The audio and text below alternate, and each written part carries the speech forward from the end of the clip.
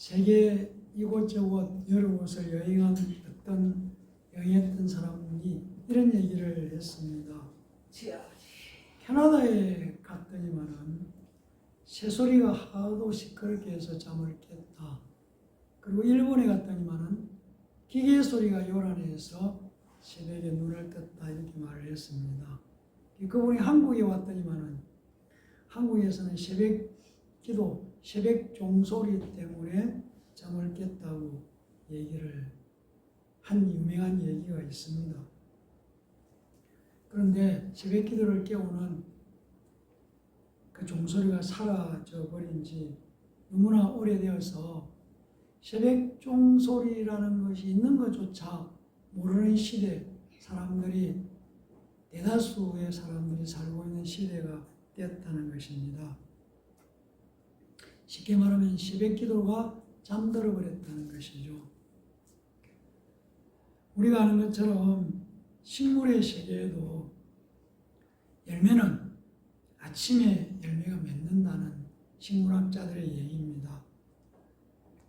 꽃도 밤에 준비해서 아침에 핀다고 합니다. 하나님께 새벽 기도를 드리면은 나머지 하루를 하나님이 축복하신다는 것, 우리의 선배 예수 믿는 사람들은 다 알고 있었던 것이죠. 그러니까 새벽 기도로 하루를 시작하면은 하나님께서 그 하루를 반드시 승리하도록 인도해 주시고 역사하시고 붙들어 주신다는 것.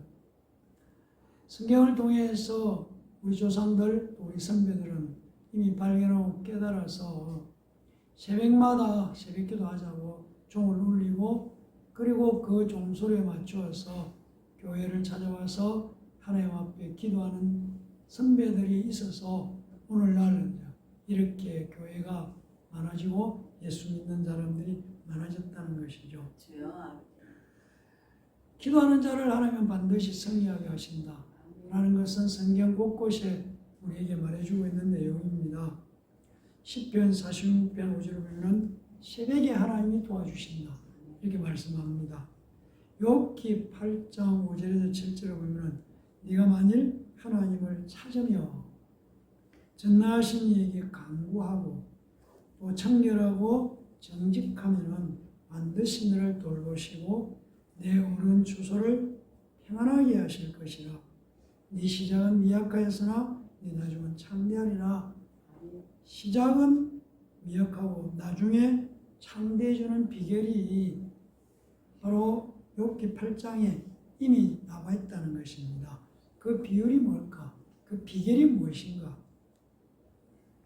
간단하게 말씀드려서 부지런히 하나님의 도움을 구하는 것, 기도하는 것, 도와달라고 할 때에 시작은 미약하고 나중은 창대하게 된다는 것입니다.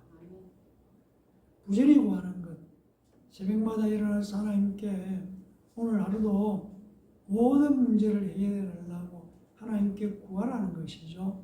그러면은 창대하게 하겠다고 말씀하고 있습니다. 우리가 새벽에 하나님 앞에 기도하면서 하루를 시작하는 것은 어떤 면에서 세상에 살아가면서 제일 먼저 해야 할 일이, 그리고 제일 우선순위가 하나님을 만나는 것이라는 것을 우리가 고백하는 믿음의 고백이라는 것입니다. 예수님도 마가복음 1장 35절에 보면 새벽 아직 밝기 전에 예수께서 일어나서 나가서 한적한 곳에 가서 거기서 기도하셨다, 이렇게 말씀하고 있습니다. 누가복음 6장 12절도 예수님은 이때 예수께서 기도하러 산으로 가서 밤이 새도록 하나님께 기도했다, 이렇게 말씀하고 있습니다. 사랑하는 성도 여러분, 기도가 회복되는 교회는 부흥하게 되어 있는 것이죠. 여러분, 강한 문사가 이런 얘기를 했습니다. 서울의 강남에 있는 교회, 큰 교회들을 새벽에 나가서 기도를 해갔더니만은 새벽에 젊은이들과 또 오는 사람들이 그렇게 많이 모일 줄 몰랐다.